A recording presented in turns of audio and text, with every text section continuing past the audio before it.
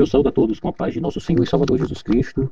Este que vos fala é o evangelista Rubens Carlos e quero dar continuidade aqui sobre o assunto da sétima trombeta e sobre aquela mulher que foi levada para o Senhor, recebendo assim a proteção de Deus.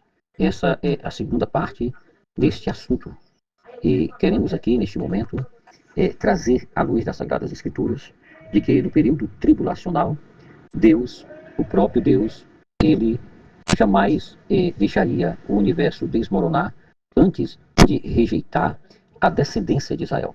Nós estamos vivendo nestes últimos dias algo muito similar ao que as Sagradas Escrituras comentam.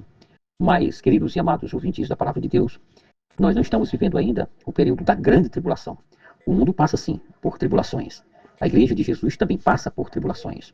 Mas, neste momento, a guerra que está havendo entre Ucrânia e Rússia de Vladimir Putin, com os seus alinhados ali, Xi Jinping da China, mais aquele Jong-un da Coreia do Norte, esses cidadãos líderes de governo mundial, eles sim estão promovendo estas guerras. Mas agora, por último, nós vemos aí a guerra entre Israel e o Irã, a antiga Pérsia. Né? Nós podemos ver o líder de governo israelense, nós vemos ali Benjamin Netanyahu, ele procurando proteger a nação e o povo de Israel contra as ofensivas do governo iraniano na pessoa do seu Ayatollah. Mas o que Israel está vivendo neste momento, o que a Ucrânia está vivendo também neste momento, o mundo está em guerra, o mundo está em conflito, o mundo está passando por momentos de tribulações, mas não é nada comparável com o que está por vir, porque o que está para acontecer. O Senhor, nosso Deus, deixaria o universo desmoronar antes de rejeitar a descendência do seu povo Israel. E assim, diz o Senhor, aquele que designou o sol para brilhar de dia, que decretou que a lua e as estrelas brilhem de noite, que agirá o mar para que as suas ondas rujam. O seu nome é o Senhor dos Exércitos. Somente esses decretos desaparecerem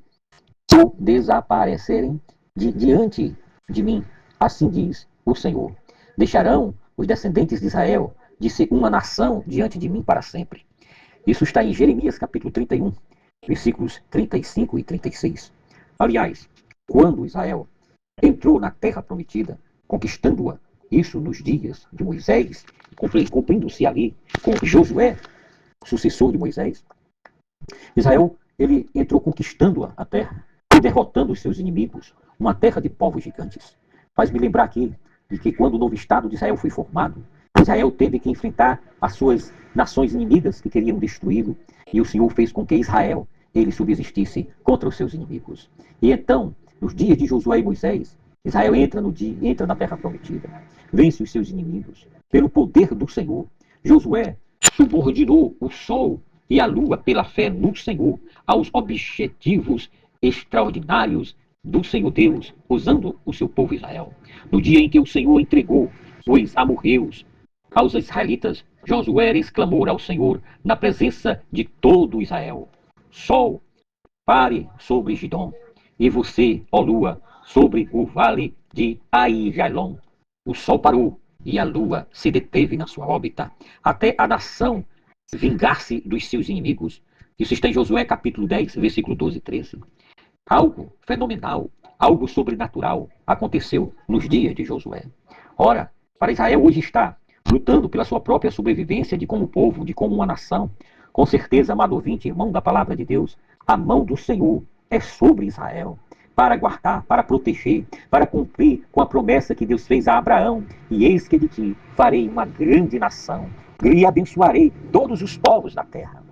Abençoarei os que te abençoarem e amaldiçoarei os que te amaldiçoarem. Essas são as promessas de Deus. Essas são as profecias que ao longo dos séculos do tempo têm se cumprido. Aí se vê claramente que o sol e a lua nos dias de Josué servem a glória de Israel. Deus esta glória, Deus este poder.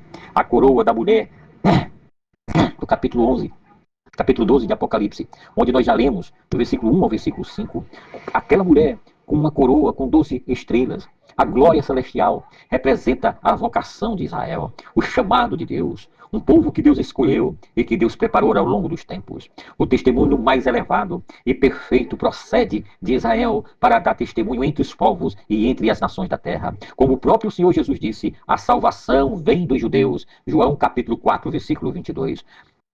Amados ouvintes da palavra de Deus, num futuro muito breve, no reino milenar, quando Jesus tiver voltado e assumido o governo mundial, a palavra do Senhor sairá da cidade de Jerusalém para todo o mundo. Isaías capítulo 2, versículo 1 e sucessivamente. Isaías capítulo 66, versículo 19. Isto é fato de que João vê essa mulher no céu, significa que ela e que ele vê da perspectiva eterna, ou seja, ele vê toda a história de Israel, tanto em retrospecto como olhando para o futuro. Nesta visão do futuro, ele vê o grande sinal da mulher. Quando se entende isso, significa de forma óbvia que também o que vem a seguir, pois na mulher temos o resumo de todo o plano de salvação desde o nascimento de Jesus até o seu retorno. Apareceu no céu um sinal extraordinário, uma mulher vestida do sol, com a lua debaixo dos seus pés e uma coroa de 12 estrelas sobre a sua cabeça. Ela estava grávida e gritava de dor, pois estava para dar à luz. Então apareceu no céu outro sinal, um enorme dragão vermelho, com 7 cabeças e 10 chifres, tendo sobre as suas cabeças 7 coroas. Sua cauda arrastou consigo 1/3 das estrelas do céu, lançando-as na terra. O dragão pôs-se diante da mulher, que estava para dar à luz, para devorar o seu filho no momento em que nascesse. Ela deu à luz um filho, um homem, que governará todas as nações com cetro de ferro. Seu filho foi arrebatado para junto de Deus e de seu trono. Versículos 1 ao 5 de Apocalipse capítulo 11.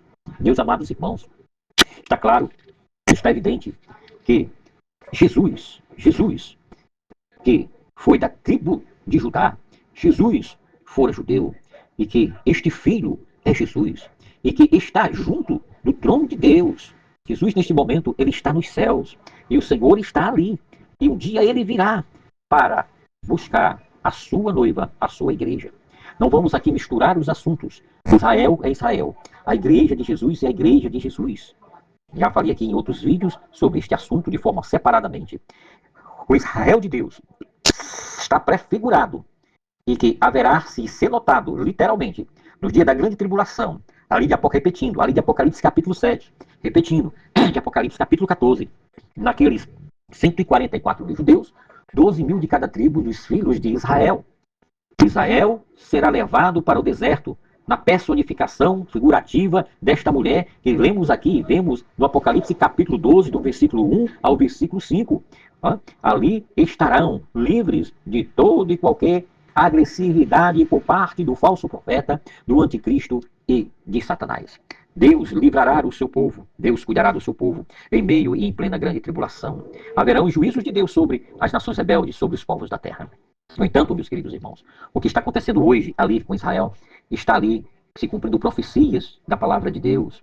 E Deus está dando tempo a Israel, para que mais adiante, mais na frente, eles se despertem, abram os olhos e vejam que o Messias da promessa de Isaías, ele já voltou.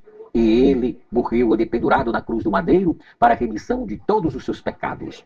Houve sim a rejeição do povo de Israel. Aí é onde entra a igreja, porque Jesus veio para ter seus, os judeus não receberam, mas todos quanto receberam de Deus o direito de serem feitos filhos de Deus, ao saberem, os que creem no seu nome, sabendo, pois, que nos dias de Jesus, a igreja, na sua maior totalidade, estava sendo constituída por judeus, mas ao longo do tempo, a igreja foi se constituindo em quase toda a sua totalidade, por gentios de povos de outras nações. Os judeus não quiseram Jesus, mas os gentios aceitaram a promessa salvífica de Deus, porque Deus amou o mundo de tal maneira, que deu seu Filho unigênito para todo aquele que nele crê, não pereça, mas tenha nele a vida eterna. E aceitando o plano salvífico de Deus, a igreja hoje, ela é soberana sobre a face da terra. Ela está sim dando testemunho, pregando a palavra de Deus e dando testemunho de nosso Senhor e Salvador Jesus Cristo. No entanto, meus queridos irmãos e ouvintes da palavra de Deus, este, de fato, são os acontecimentos proféticos que está vindo sobre a nação e os povos de Israel.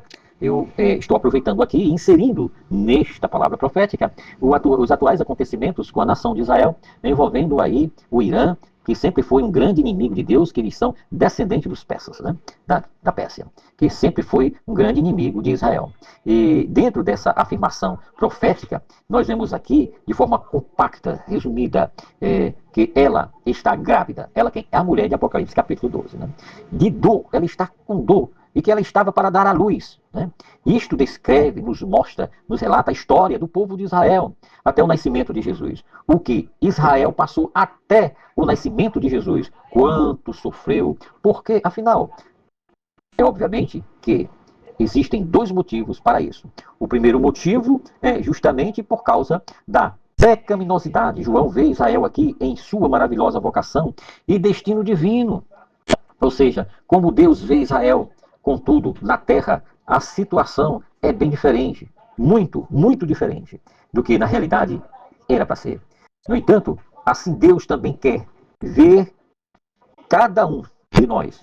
De forma que assim ele nos vê em Jesus Cristo, perfeitos, santificados e redimidos na dignidade real e soberana de Jesus. No entanto, agora nós também não há condenação para os que estão em Cristo Jesus, né? De Romanos capítulo 8, versículo 1, que diz, portanto, agora não há condenação, não há para os que estão em Cristo Jesus, não para os que estão segundo a carne, mas segundo o Espírito de Deus, né? Está ali de Gálatas capítulo 5. Portanto, meus amados irmãos, João vê aqui o nascimento do Messias de forma retrospectiva, mas quanto o esforço e o trabalho o Senhor teve com Israel e continua tendo até os dias de hoje, e será assim por todo o tempo, até que Israel venha e se converta de fato ao Senhor, seu Deus. Pois Deus, ele lamenta através de Isaías, dizendo, mas você me sobrecarregou com seus pecados e me deixou exausto com as suas ofensas. 43, versículo 24 de Isaías. Então, Jesus nasceu e ele é o Messias, o grande filho de Israel, que ao mesmo tempo era e é o Filho de Deus.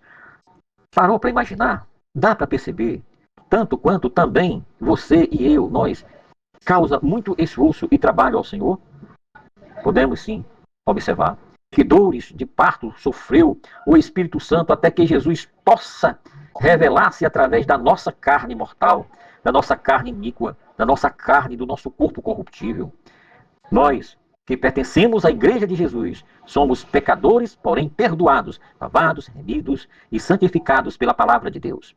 Lavados e remidos no sangue do Cordeiro de Deus, que tira o pecado do mundo. Regenerados e santificados pela palavra do Senhor. Jesus disse, Pai, santifica-os na verdade, a tua palavra é verdade, de João capítulo 17, versículo 17. E meus amados irmãos, ainda vemos sim, e ainda vivemos na carne pecaminosa. Por isso que o Senhor diz, cuidado, quem estiver de pé, cuidado para não cair. Quem aceita o Gólgota para seu, ou seja, pecado, ser condenado ali na cruz, é transformado na imagem de Jesus. Somos um com ele. O apóstolo Paulo, ele sabia disso, que haveria dores de parto até que Jesus se revele em mim e em você, através de nós. Ele escreve aos Gálatas dizendo, meus filhos, novamente estou sofrendo dores de parto por sua causa, até que Cristo seja formado em vocês. Capítulo 4, versículo 19 de Gálatas. Que dores nós mesmos nos causamos quanto insistimos em nossos impulsos de conservação durante na revelação de Jesus Cristo em nossa vida. É duro negar-se a si mesmo, submeter-se à vontade de Deus e deixar toda a nossa vida pecaminosa para trás. É duro conquistarmos a liberdade, não por esforços próprios, mas por crermos na palavra de Deus, que é o poder libertador para as nossas vidas. É duro seguirmos a Deus e servi-lo a cada dia. Se você pergunta por que precisa passar por certas coisas, por certas situações, por certos problemas, então aqui vai a resposta. Deus quer que Jesus Cristo seja revelado através de cada um de nós, que sejamos luz para o mundo, que sejamos luz para os povos, que sejamos o veículo de levar a palavra de Deus aos povos e às nações da terra.